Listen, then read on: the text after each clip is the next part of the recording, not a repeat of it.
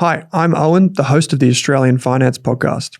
This podcast is proudly sponsored by BetaShares, one of the leading providers of ETFs here in Australia. Serving thousands of financial advisors and over 1 million investors, BetaShares manages tens of billions of dollars on behalf of investors right across the country. I'm proud to partner with BetaShares on the Australian Finance Podcast, Australia's premier financial podcast, because there is great alignment in the long-term philosophy shared by both businesses. I hope you enjoyed this episode of the Australian Finance Podcast. Hello and welcome to this episode of the Australian Finance Podcast. I'm here with the author of The Money Reset. That is Gemma Mitchell. Gemma Mitchell, how are you going? I'm great, thanks, Owen. Thanks for the plug. No worries. Straight in. When does the book officially launch? 27th of August. 27th of August. So next week. Ooh, take control of your money and your life. Gemma Mitchell. Start over stronger, says the bookmark. That is me. How many copies do you personally have? I have about 3 in my possession. 3 in your possession. Right now. Okay. But there is a pallet at home. Okay. A pallet of books. And it's that good. You can read it that many times. You could absolutely read it that many times. The Money Reset. But that's we're into serious business today. We've got some questions about debt recycling. We've got some about traveling versus buying a property, which is a great thing for most people to kind of contend with. We've got some questions about when do you sell shares and getting a will. So we'll zoom through all those in just a moment. But you're in Melbourne, which is great. Welcome. Yes. Nice and warm down here for you. I think I got in the cab this morning and the taxi driver was like it was 0 degrees this morning. And I was like, that's why I can see my breath when I talk. Welcome back. And coming down from sunny coast. Yes, it's a bit of a shock to the system. Now, you have an interesting question that you want to put. I do. I've got a question for you because we just had a team lunch. So all the advice team all went out for lunch and we were talking about like weird food combos and you were up the other end of the table. So I didn't get to ask you. What's your favorite or like weird food combo that you love?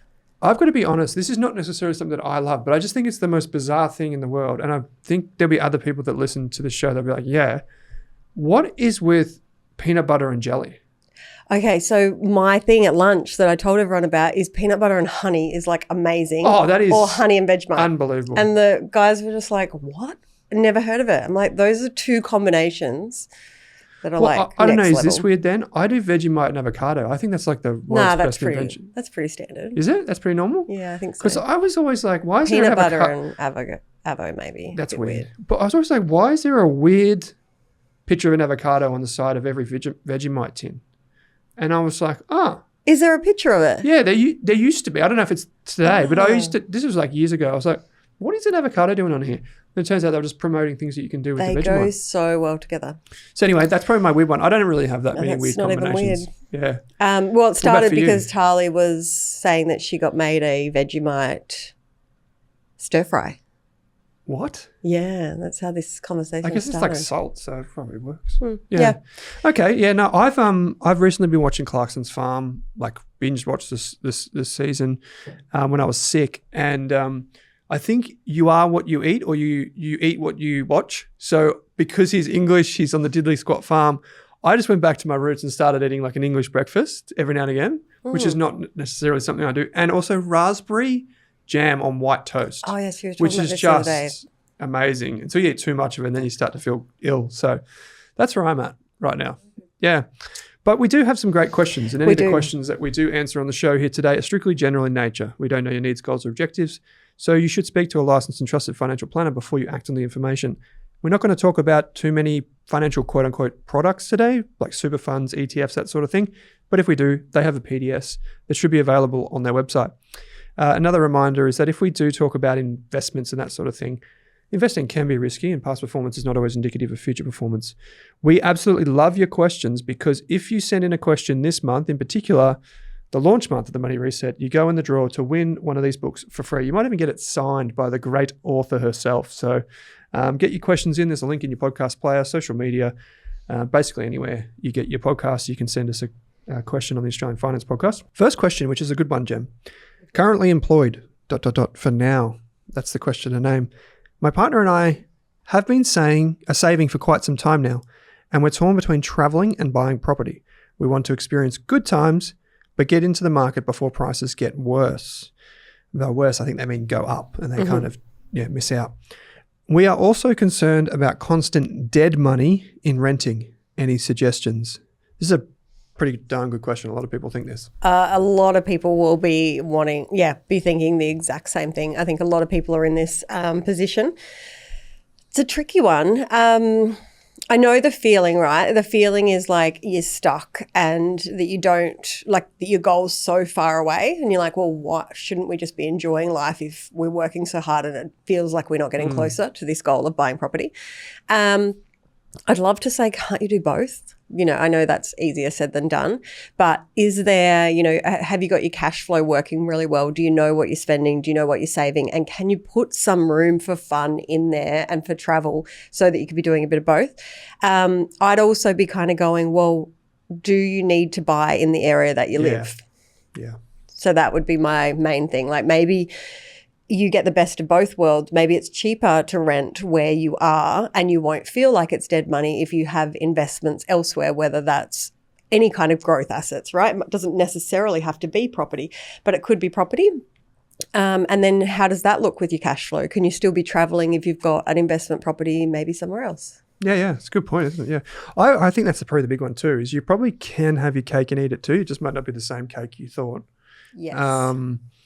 Well, I remember when I was when I was younger, people were buying houses around me before me because, as everyone knows on this show, I made the biggest mistake ever, and that I didn't buy a property and I bought shares just in cash, which was probably not the biggest mistake ever. Let's be honest, there are worse ones. But I remember at the time, one of my mates bought in outer eastern Victoria, which at the time, Officer, I don't know if you know that area, it's like eastern, and it was like new housing estates and that sort of stuff. And he bought a house. It was the only one that he could really afford. And he effectively did this thing where you basically get a $10,000 loan from the builder.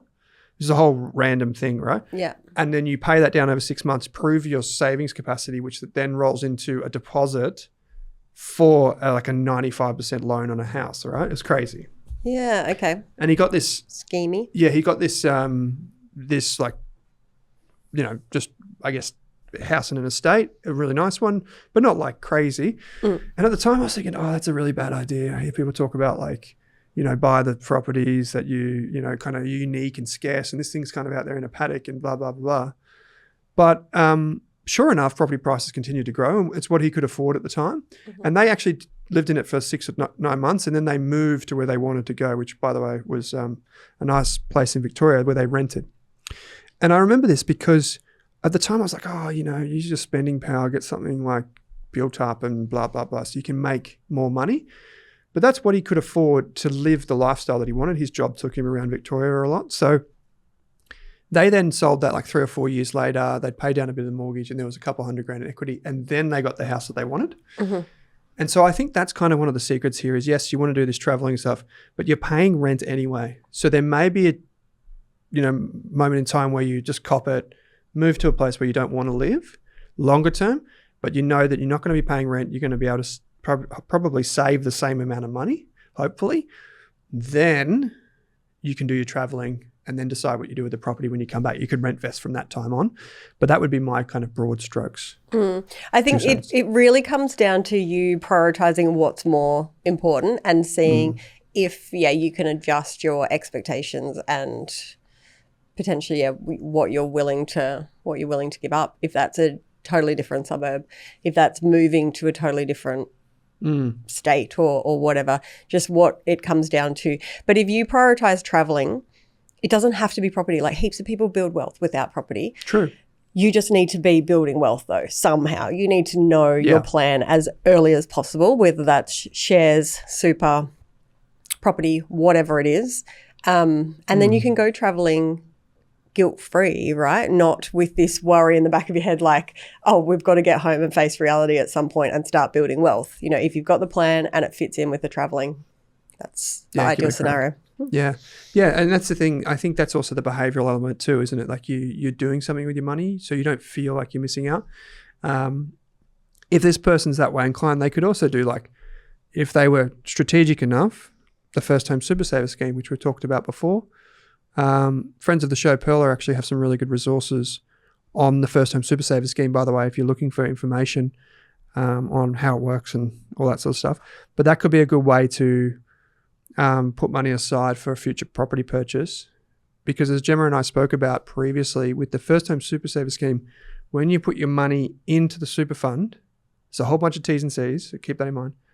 Your money's not the super fund return, it's actually the ATO's deemed return. It's like a formula. So it's safe in that regard. Quote unquote safe. It's not going to go backwards because, yes, your super balance could, but the formula means you're still getting the same amount. Exactly. Your retirement savings will take a hit because the extra comes from that. But yeah, we did a whole episode on that. So we can link that in the show notes. The FHSSS is the acronym name that you need. First Home Super Saver Scheme.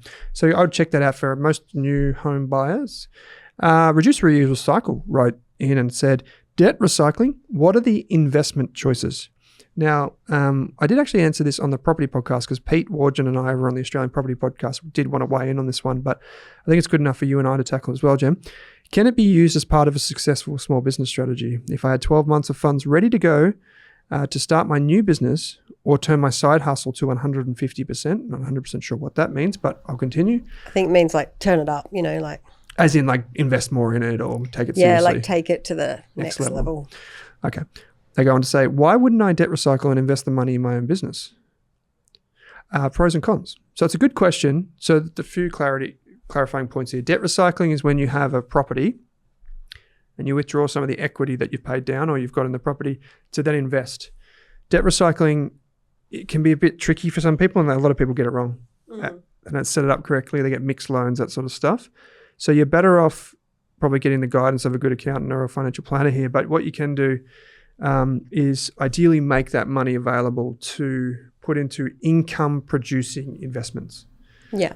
And that way, you get a good tax deductibility on the interest. Yeah, I think the word debt recycling is being thrown around a lot at the moment. And this one, I would think you just, it's equity unlock, really. It's just using equity that you've got in a property. Whereas I see debt recycling as money is moving around, you're building up an investment portfolio and you're paying down debt at the same time. And both of those things are moving, where this sounds like it's just accessing equity from a property and using it as like a small business loan. Yeah. Pretty much.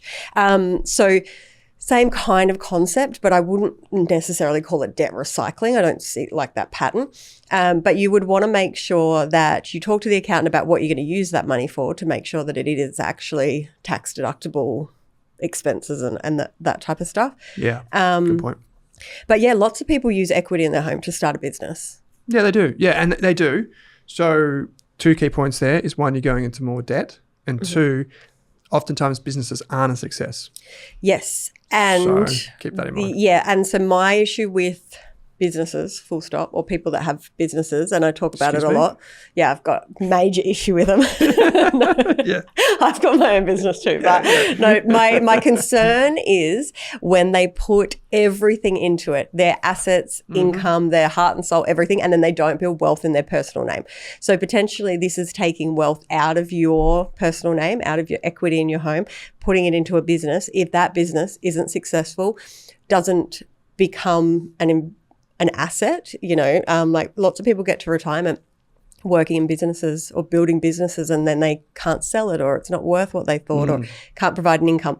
So I'd just be really careful with that it is risk, and you want to make sure that you can build a business, but you also want to diversify and have wealth outside of that just to safeguard yourself and very clearly define what's business and what's personal. It's like you're looking deep into my soul. It's like, Owen, figure this out.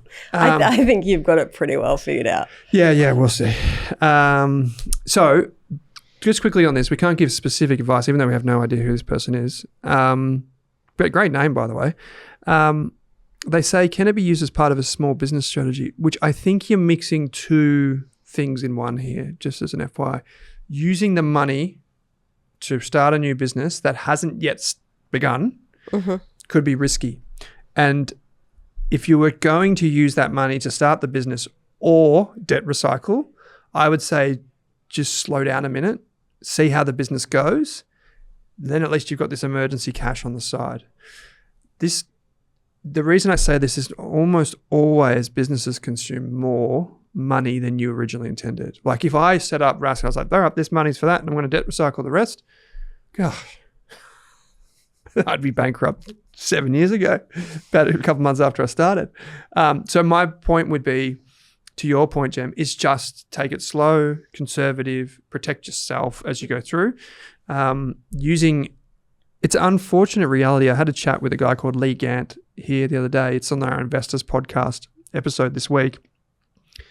We spoke about how in the United States, a lot of these spruikers like Alex Hormozy and all these like quote unquote influencers talk about things that are very American focused. And there's a lot of government incentives and things that help people in the US. But here in Australia, it's really hard to start a business. And secondly, it's really hard to get financing. So I would just say, get good advice around you. Don't rush into it with debt recycling. Okay, so we've got 2 more questions here that we want to get through. Hungry Hold says, when is the right time to sell your shares? Do you wait until all-time highs? Do you do it in one lump sum? There's a lot of questions here. Do you have a formula? Does the money reset set? Well, the money reset definitely doesn't make any personal recommendations. I wish we could wait till it was at an all-time high, but I don't think we'll ever know when it's at an all-time high. If you've got a crystal ball, that's a great strategy. I think it really depends on your goals and what you need the money for. Like if you need the money for something else, then it's the right time to sell. Like I think it's not so much the market. We can't time the market. If you don't particularly need to sell them in a lump sum and you can get some great advice, talk to an accountant or whatever, maybe it's that you could stagger it and not. So one of their questions was, do you do it in a lump sum? You know, that depending on your taxable income and how much you're selling might cause a tax issue. But if you can stagger it over different tax years and things, that might be a strategy you consider selling at different times. So it really depends. Do you need the money right now? Because if you do, then regardless, you need it. You've got to sell them. If you don't need it right now, you could get really strategic and work out, if I sell X amount this financial year, what do I do with that money? Do I put some into super to reduce? Do I do all this different stuff? But yeah, ideally, if you can stagger from a tax perspective, that would be the time. I would prefer to time things around a tax strategy than the market. Yep. Okay. I like your answer. And that's more broader wealth impact. I wrote an article quite a few years ago, actually. It's called 10 Reasons to Sell. And this is more for shares, but it also applies to ETFs. So, but if I just quickly run through the 10 reasons. Number 1, you need the money. You know, we say don't sell, but oftentimes you do need the money, even if it's a few years ahead of time. Things happen in life. Number 2 is the valuation.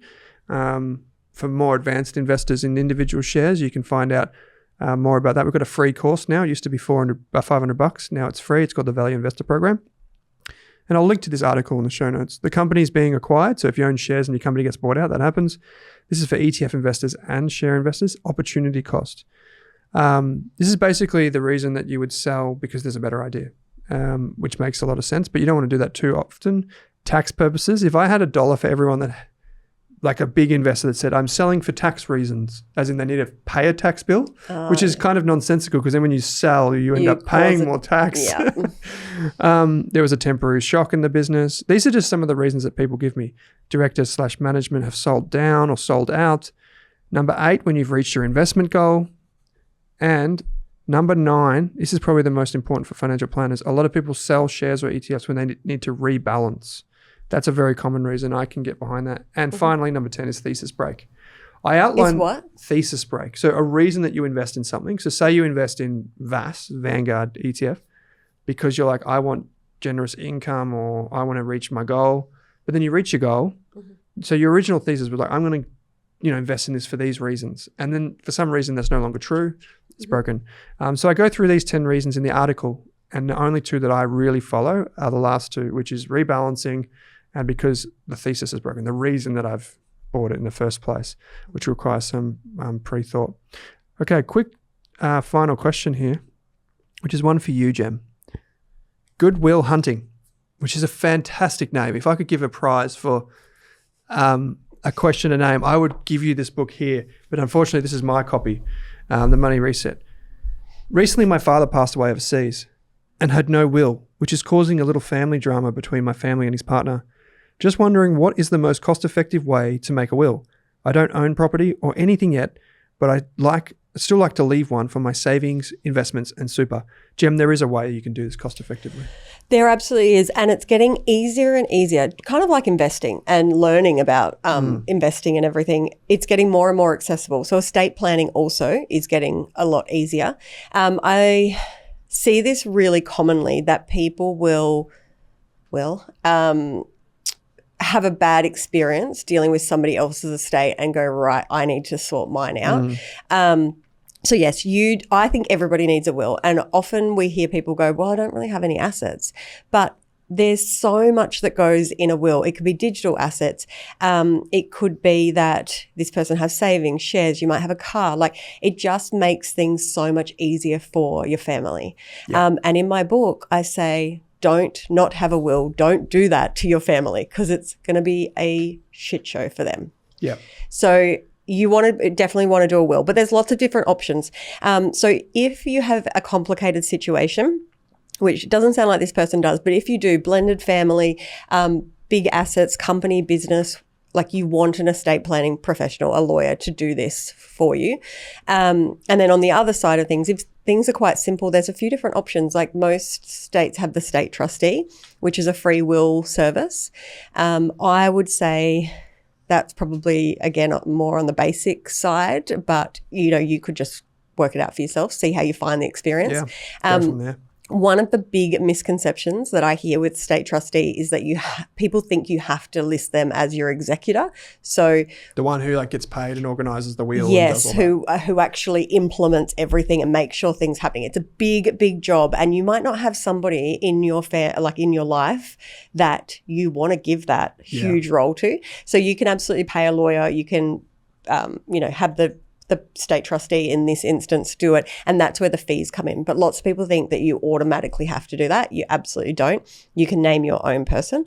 Then we have, we all know the post office will kits. Yes. Yes. You'll hear people say they're not worth the paper they're written on. I would say the reason people say that is because they're a lot of the time incorrectly filled out, which makes them invalid or really messy.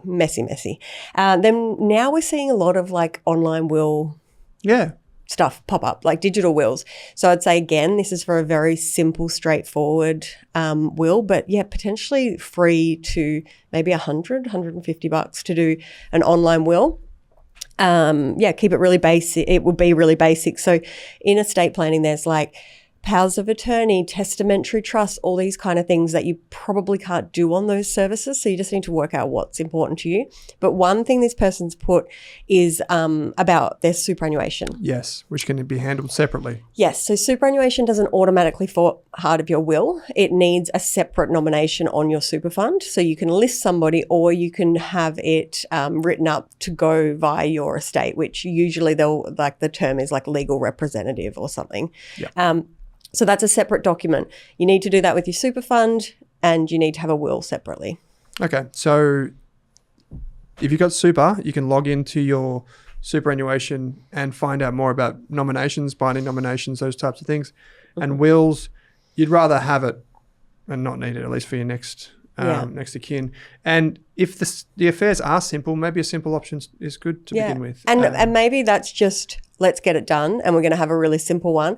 And then I'm going to look around and get quotes and find out and, see a lawyer down the track. For sure. Because, it can be expensive. I think when my family before I got divorced, we had testamentary trust, binding financial agreement. That was the divorce. That was expensive. Testamentary trusts, powers of attorney, all that kind of stuff. I think it was about $4,000 all up for me, Alex, and the trusts and everything. But they're not always that much. But that is top tier. Whereas, these online ones, really straightforward. You can free to, I see them advertised for $150, but you just want to check the platform, make sure you get everything you need from it. And I think they would do a little bit of an assessment and go I can imagine you going through these processes online and then it going, hey, no, this is a bit complicated. We think you should speak to someone. Yeah, good one. Okay, if you want to get your question in for next week and get a copy or chance to win the copy of the book, write into us. The link's in your podcast player or YouTube description. Just to recap the questions, currently employed for now, traveling or buying property. Why not both? Reduce, reuse, recycle, debt recycling and into a business at the same time. Maybe just slow down, give yourself some time, set a goal over the next few years and keep that dry powder. You never know what emergencies are around the corner. Hungry Hold. We've got a link in the show notes for 10 reasons to sell. So that's available in your podcast player as well. So if you want to dive into that. Good Will Hunting. Easily the best question and name I've come across recently. Absolutely wonderful. Getting a will. Start simple, build up from there. Gemma, it's my pleasure to welcome you to Melbourne. I know you flew in today from the sunny coast. Really appreciate you taking the trip down and doing this with me today. Always fun hanging out with the crew here. Thanks for watching this episode of the podcast. If you want to hear more from us, you can get daily videos and podcasts on Rask's YouTube channel. Or if you want to enroll in a free course on investing, property, business, money, you name it, you can join over 34,000 other students and enroll in a free course on the Rask website. Simply head to www.rask.com.au and follow the prompts. Thanks for watching this Rask podcast.